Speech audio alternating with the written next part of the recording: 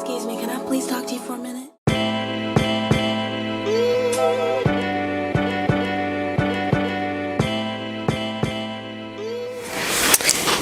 Hey girlfriends, welcome back to the Hey Girlfriend podcast. I'm your host, Kendall D.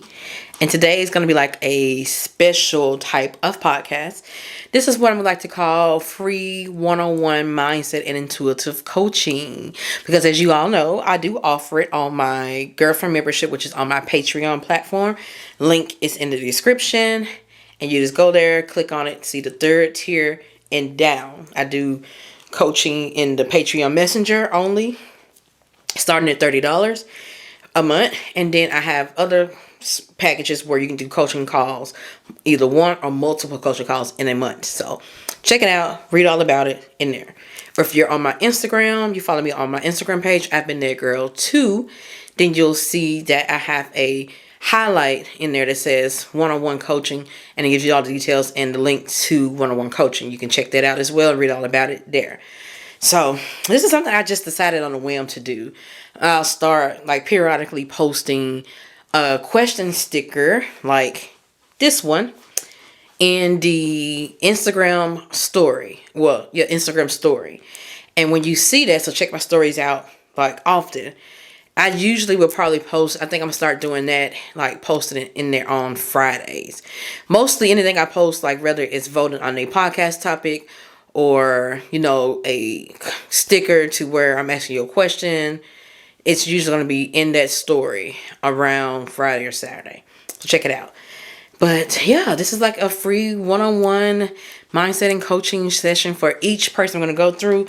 And I tried to make this 2 parts, y'all. Y'all really, like, I ain't going to show the names, but look at this. Scroll. Like, y'all showed out.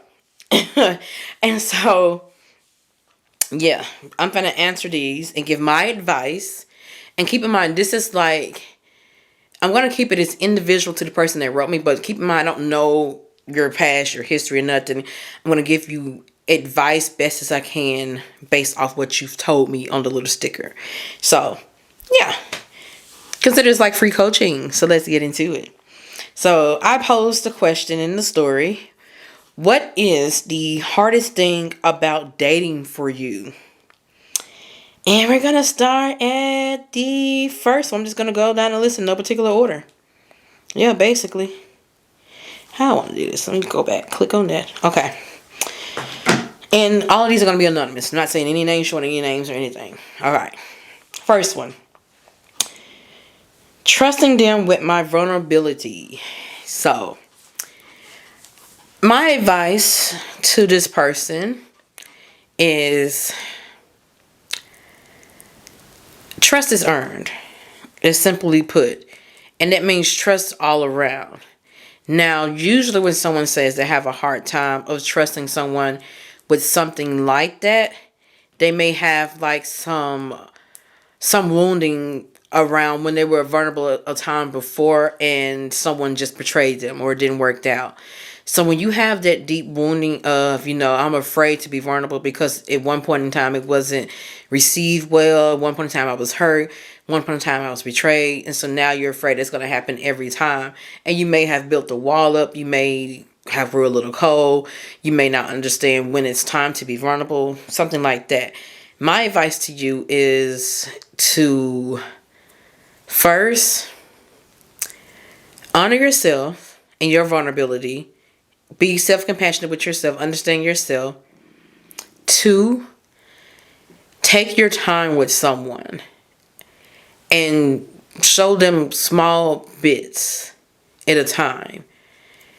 And open up to them at a time once you feel like you can trust them. And allow them to show you that they can trust you because trust is earned. And work your way up with that. You know, seeing how you feel around them. Do you feel comfortable? Pay attention to your body and how you're feeling. And take your time with that. 3rd, this one's a little tough. But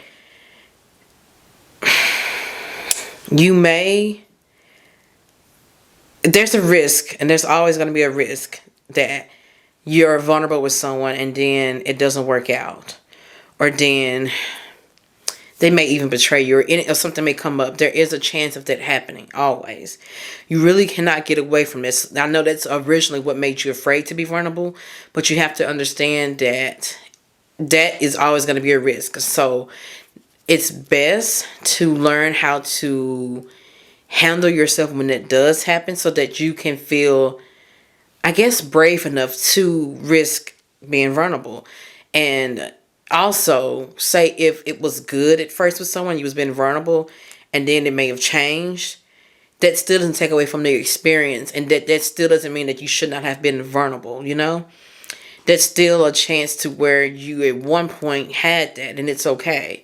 But sometimes it may or may not last. And I know that's probably the scary part, but all relationships are going to be experiences, and there's always going to be some type of small risk. The more and longer you get to know someone, then the lesser that risk gets. I'm going to move into not number 2, but the second one. Someone said, I guess what they're dating is emotional exhaustion. And that's what's been the biggest, hardest thing about dating for them. It's the emotional exhaustion. I'm not 100% sure what this person may mean, but I'm taking it as that they're just really tired with the dating process. And they're tired of the emotional process in it, which I totally get. Honestly, I never had reached that point, but I kind of did. Not maybe to where I felt exhausted. I was disappointed a lot. And I'm not even talking about the toxic relationships. I'm talking about the actual, when I talk about my dating, I'm talking about when I actually was dating. And so, yeah. What can help with that is, one, taking a break.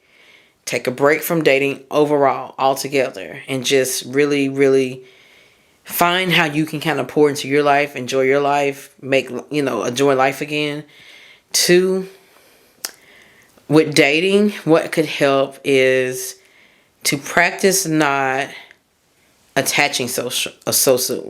Like I said, I don't know exactly what they may be doing. They may not be attaching soon. But I find that sometimes when you're really wanting a partner, you can find yourself attaching a little too soon, because you're already attaching to the outcome, because you're hoping they're going to be the one, because you really are ready to meet the one. And so then when they're not, it's just another letdown. You're emotionally exhausted again. So try going in with the mindset of, I'm going to have fun. I'm getting to know this person. It is what it is. Let's go have fun. Even tell yourself that, like, I'm just having fun. I'm just trying to see where it go. Go in with that mindset of getting to know someone. You're just having fun. Try that. And so you're not so attached to hoping that they're going to be the one, and then getting so exhausted when they're not. If that's what you mean by that. But next thing. Getting close to someone and your unknown trauma rears its head. Oh, I kind of talked about this on my Sis Sometimes But a Problem podcast. So think about it. You say your unknown trauma rears its head. Okay.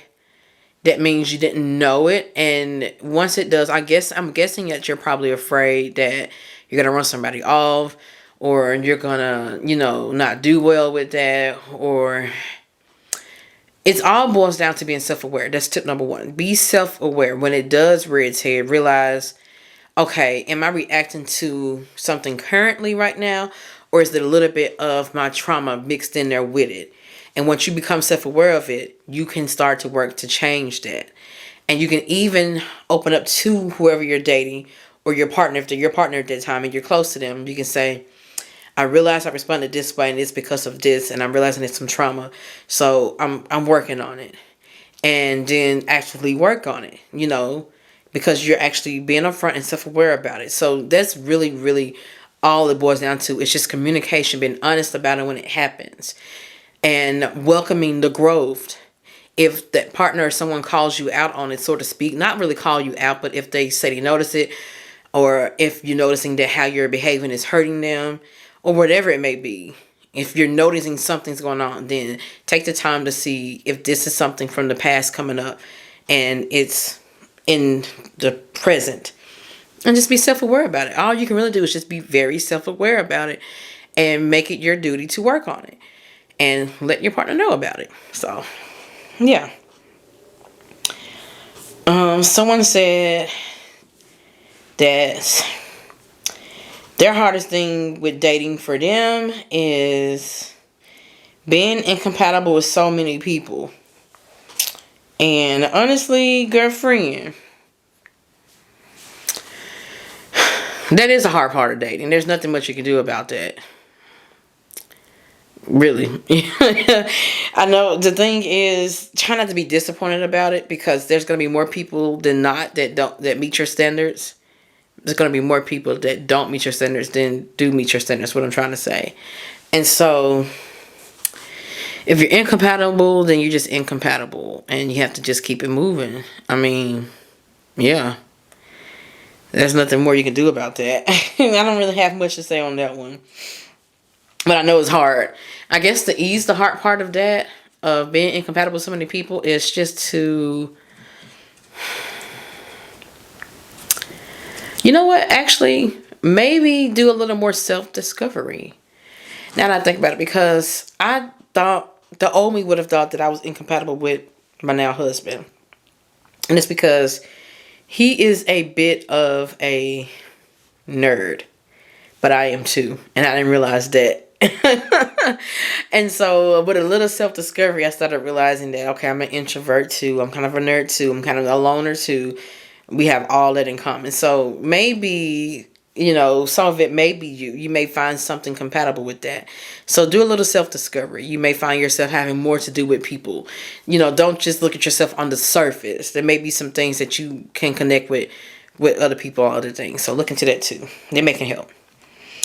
The next thing, she said the hardest part for her is knowing what's fixable through growth and worth the effort versus what's how a person is and not. So what she's basically saying is knowing when to stay with someone and work through them, with them on their issues, on said issues, when it's worth it, when they're worth, you know, you trying to work it out. That's a good one, because it's like, every relationship you get in, there's going to be something to work on, more than likely, because it's two different people trying to come together. So you can't really escape that. But how do you know if it's worth you staying to work on it? So the way you know is if that person is willing and open and ready to work on it. Or do they just shut down and run from it? Or do they just, you know, not hold themselves accountable for what's going on? That's how you know if it's able to be worked on, because you then have two people trying to work on it. So you have someone that is, you know, you may be noticing it like, hey, I noticed this. I would really need you to change this about that, because I, you know, whatever it is you're telling them, whatever the problem is. And if they're holding themselves accountable, like, you know what, yeah, I see I need to work on this. I'm working on it. And you're actively seeing them work on it. That means you see the relationship growing versus declining.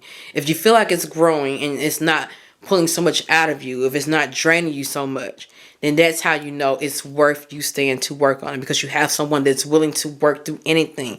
You have someone that is not afraid to hold themselves accountable. That's what is key important. You have someone that you can communicate with. You have someone you can speak your needs up about with. You have someone you can actually say what's going on and they receive it. And so if they're receiving it and they're willing to work on it, that's how you know. That's simple as that. If they just like run, or they're just like, don't change, and say, oh, okay, yeah, I hear you, and don't change at all, no, it's not worth it, because that you're in it by yourself. It's a one-sided relationship. That is the key thing. I don't have any other tip for that. That's, girlfriend, that's it. That's the key thing. Let's do this one. Someone said my separation anxiety. That's something that I think I had a little bit of an issue with as well.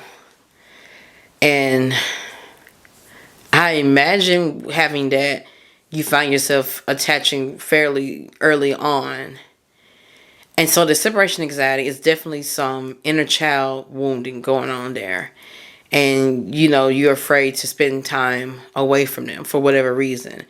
So what you can do here, my advice to you would be to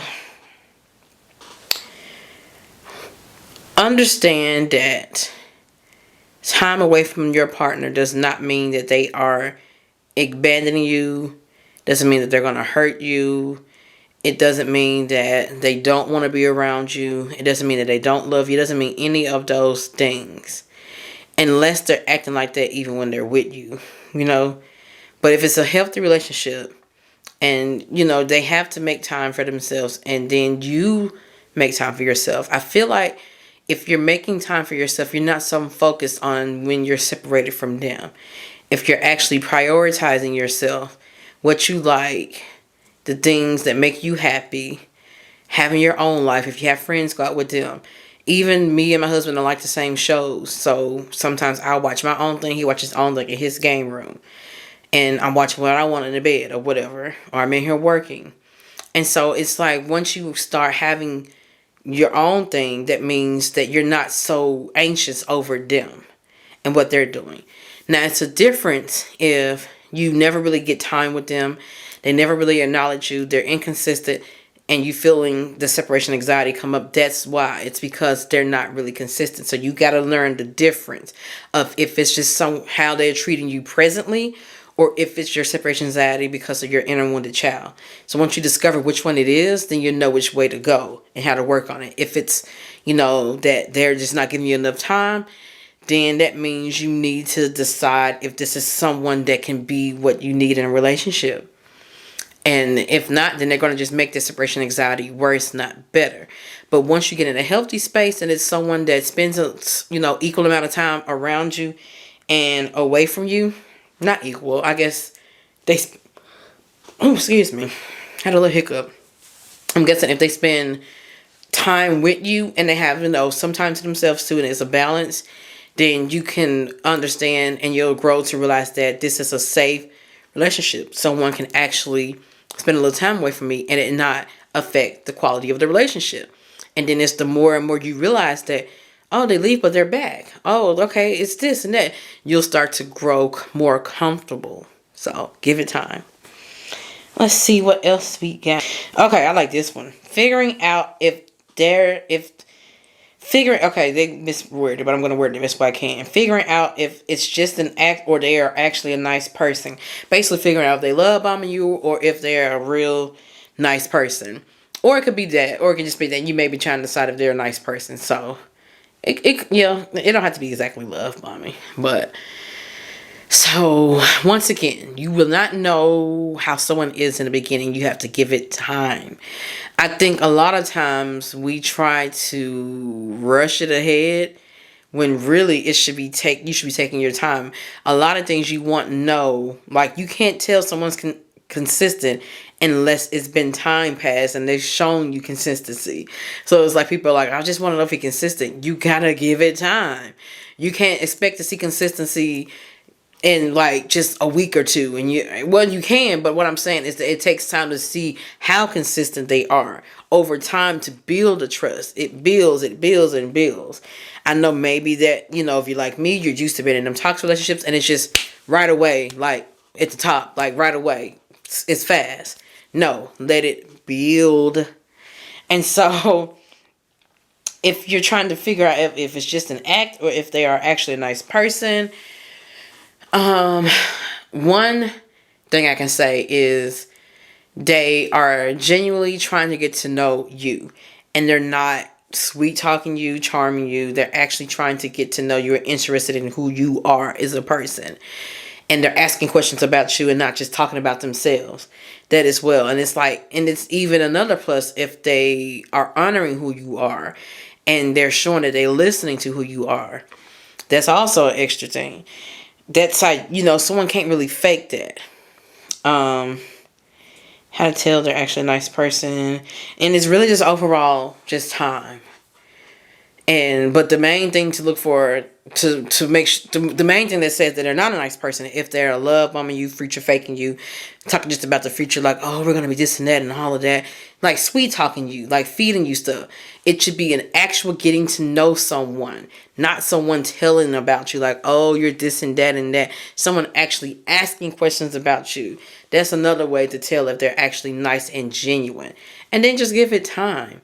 Give it time because it's only so long they can pretend. Just give it time and you see how they act, react, how they respond, how they handle things, how consistent they are, then you'll begin to slowly tell you have to give it time. Simple as that. But my battery's about to die, y'all, so that's about all the time I got. And it's close to what I said. I said about 30 minutes for each of these. I may come back and do the rest. A lot of them just basically say the same things. So I may just do, I don't think I'm going to do a part 2. A lot of them say the same thing. So I'll probably just do another sticker, another Friday. So be on the lookout in my Instagram stories, which is @BeenTheGirl2 on IG. Check the stories on the Fridays and Saturdays for look for stuff like this for podcast polls and for little question stickers. And I give like my free advice. This is something new I'm going to do. So be on the lookout for that. That's all I got for this episode. I hope there was some good advice for y'all. Once again, if you need, you want further coaching, I do one-on-one mindset and intuitive coaching. You can check that out in the description. It's on my Patreon girlfriend membership. But battery's about to die, y'all. But I got y'all next time. That's all I got. Until the next podcast episode, girlfriends, peace out.